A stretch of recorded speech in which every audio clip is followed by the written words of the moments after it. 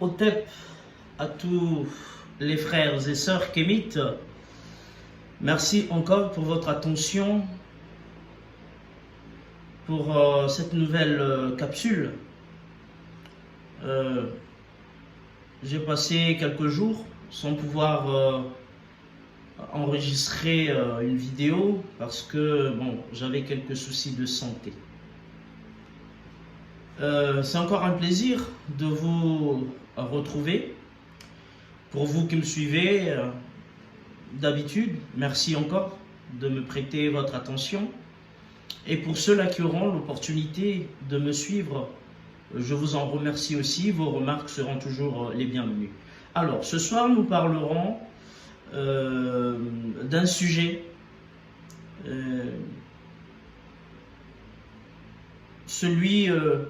dans ce sujet, on trouvera deux thèmes. Le premier est pourquoi le kémite affecte toujours une atmosphère religieuse et spirituelle à tous ses progrès sociaux et matériels. Donc au cours du développement du sujet, il y aura quelques points que nous toucherons à ce propos. Et deuxièmement, c'est la différence du matérialisme occidental et le matérialisme kémite. Alors, si les Grecs ont découvert l'anatomie et ont réalisé tant d'œuvres conformément au nombre d'or, c'est parce qu'ils avaient, on va dire, plus que quiconque, le culte de la nature et le sens du matérialisme.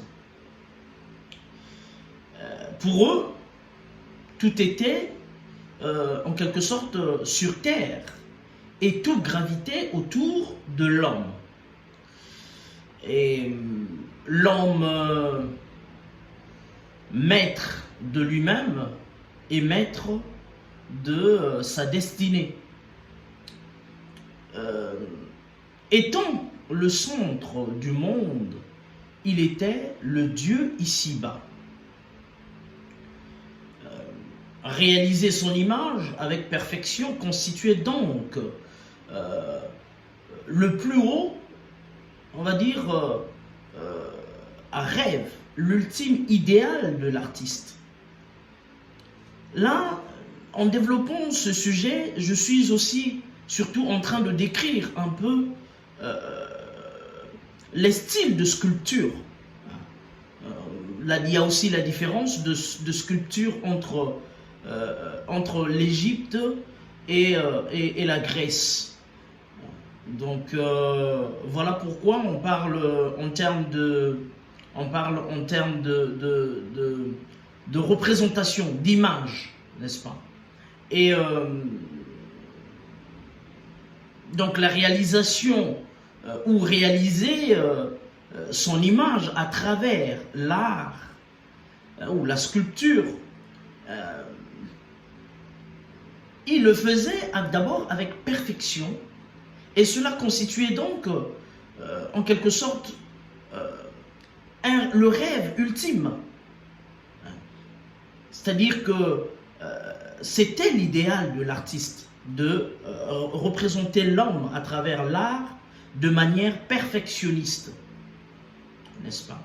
Et nous voici donc au début du courant d'humanisme qui régit encore l'Occident. Constatant ainsi, en passant qu'anthropomorphisme, on va l'expliquer au fur et à mesure qu'on va avancer, le concept d'anthropomorphisme, et donc constatant que, on va dire, que l'anthropomorphisme, matérialisme et partant développement de la technique avec, on va dire dépouillement de toute l'atmosphère religieuse qui l'entourait chez les Égyptiens, qui ont transmis, n'est-ce pas, la civilisation aux Grecs. Et cela constituera donc l'apport essentiel, n'est-ce pas, de l'Occident à la civilisation du monde. C'est-à-dire que les Égyptiens, quand ils faisaient une œuvre de sculpture, par exemple, dans cette œuvre était couverte de religiosité. Mais or, les Grecs, eux, dans leur représentation, il y avait une sorte de dépouillement. C'est-à-dire que on n'associait pas l'œuvre faite par l'homme à une certaine religiosité, n'est-ce pas? Donc eux, ils dépouillaient l'œuvre de toute religiosité, tandis que chez les Égyptiens, c'était toujours caractérisé par une forme de religiosité. Donc voilà pourquoi ils disent que cet anthropomorphisme, matérialisme, partant de développement de la technique avec dépouillement, n'est-ce pas? C'est-à-dire en dépouillant de toute l'atmosphère religieuse qui entourait chez les Égyptiens qui ont transmis la civilisation aux Grecs. Donc, eux, ils ont un peu banalisé ce côté religieux que les Égyptiens attribuaient à toute représentation artistique. Et donc, par contre, l'Afrique, toute l'Afrique subsaharienne, y compris l'Égypte, sera traditionnellement le domaine par excellence d'un vitalisme. C'est quoi le vitalisme? Bon, c'est une doctrine qui repose sur le fait que la vie est issue d'un phénomène surnaturel.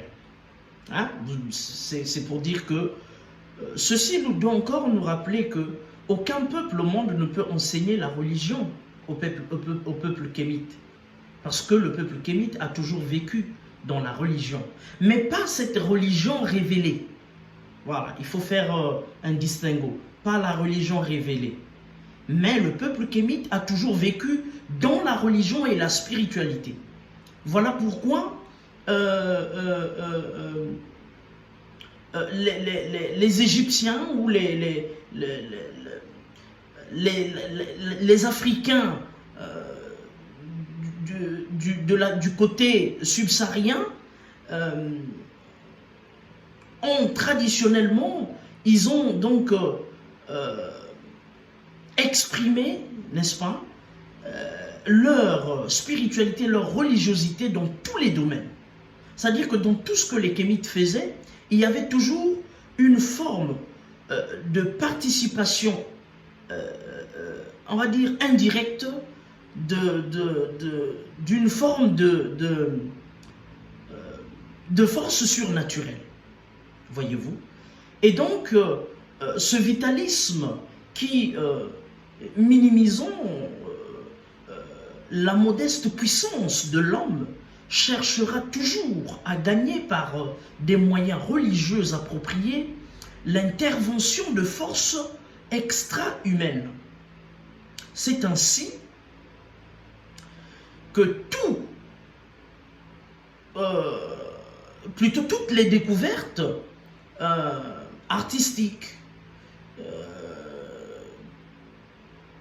tous les progrès matériels, sociaux, toutes les créations, surtout artistiques, seront comme affectées d'un coefficient entouré d'une atmosphère de religiosité, de spiritualité étrangère à l'esprit occidental, plus enclin au matérialisme. Parce que les Grecs, pourquoi ils dépouillaient ce côté religieux et spirituel à toute œuvre ou à tout progrès sociale ou, on va dire, à toute création artistique. Mais c'est parce qu'ils étaient plus dans le matérialisme. Et donc pour eux, le tout reposait sur l'homme. L'homme était le centre, tout gravitait autour de l'homme, n'est-ce pas?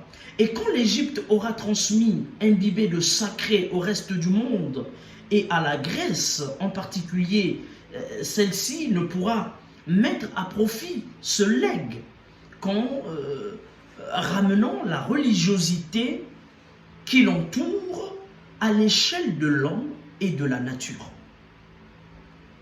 Et c'est cette intégration anthropomorphique, et j'avais dit que j'allais donner un petit éclairci sur l'anthropomorphisme, c'est une tendance à concevoir la dignité à l'image de l'homme. C'est-à-dire c'est une tendance à concevoir la divinité, pardon, à l'image de l'homme. Tendance à concevoir la divinité à l'image de l'homme. C'est ça,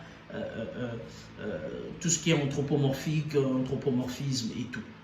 Et donc, cette intégration anthropomorphique de la religiosité qui constitue le seul fait palpable qu'on peut retenir du mythe du miracle grec. Alors, ainsi, contrairement aux Occidentaux, l'Africain, pour s'assurer une vie matérielle convenable, croira toujours que le moyen le plus sûr est de consacrer à des pratiques, ou de se consacrer, pardon, à des pratiques rituelles, n'est-ce pas? Puisque toute cette conduite est inspirée par le besoin de conserver et de transmettre la vie dans les meilleures conditions de son époque. C'était au fond un instinct matérialiste qui est aussi à la base de la vie africaine, mais un matérialisme qui a été un peu mal compris, un matérialisme erroné, un matérialisme métaphysique, en ce sens que l'Africain croit pouvoir agir sur sa destinée en s'appuyant sur les leviers immatériels, c'est-à-dire à tout ce qui est spirituel et tout. Donc l'Africain pense donner un sens à sa vie. Ce matérialisme, en fait, c'était comme une forme d'ignorance, que c'était un matérialisme, en fait. Et ce matérialisme était lié au fait que, en cherchant à donner sens à sa vie, à tout ce qu'on faisait, on le liait toujours à une certaine spiritualité, à une certaine religiosité. Voyez-vous? Et c'est ça la différence entre le matérialisme grec, c'est-à-dire des Occidentaux, et le matérialisme des Kémites, des Noirs. Parce que le Noir croit que tout ce qu'il fait doit être... il doit y avoir l'intervention d'une force divine. Mais or, l'Occidental, lui, il croit que l'homme, c'est lui qui donne un sens à sa vie. C'est-à-dire, il est le maître de sa vie. Voyez-vous?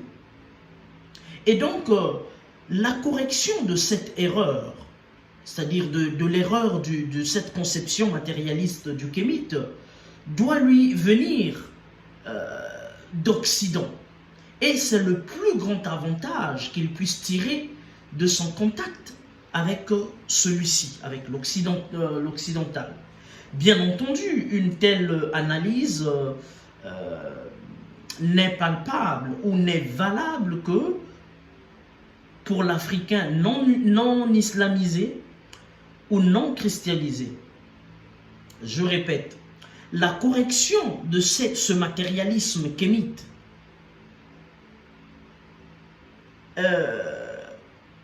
doit lui venir d'Occident. Et on va dire que c'est peut-être le plus grand avantage qu'il puisse tirer de son contact avec le monde occidental. Et on répète encore que cette analyse n'est valable que pour un Africain non islamisé ou non christianisé, parce que nous savons que les chrétiens et les musulmans c'est des radicaux. Voilà. Donc ils ne pourront pas l'accepter, même si parfois ils le font de manière indirecte, mais l'avouer pour eux c'est un péché. Parce que voilà, il y a une force naturelle qui nous a donné cette intelligence, la raison, qui nous a donné le pouvoir de donner un sens à notre vie. Et donc c'est à nous d'être les maîtres de notre vie. Et c'est ce matérialisme occidental-là qu'il faudrait intégrer dans la vie des Kémites.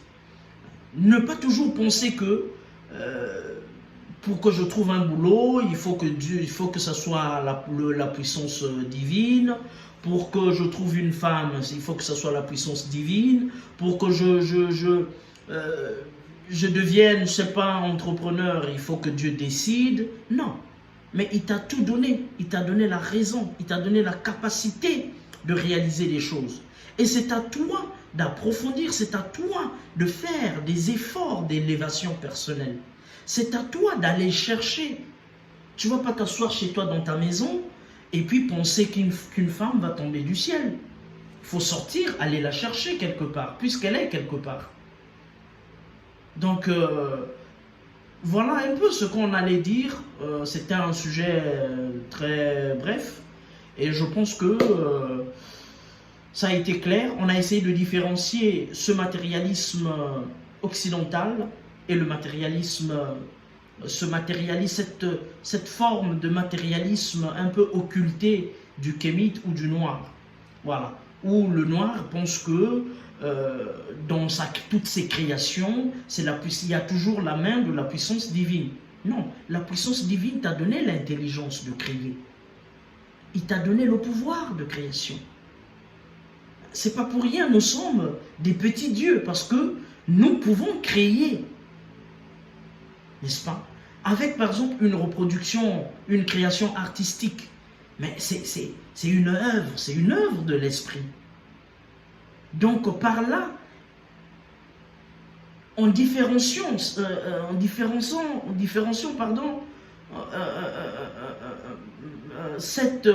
matérialisme-là, et en corrigeant notre matérialisme à nous par ce matérialisme occidental, eh bien, on arrivera à donner un sens à notre vie et à nous dire que nous sommes les maîtres de notre destinée.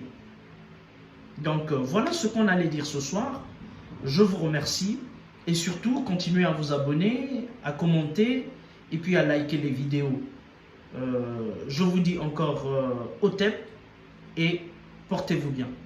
Comme je dis toujours, à bon entendeur, salut.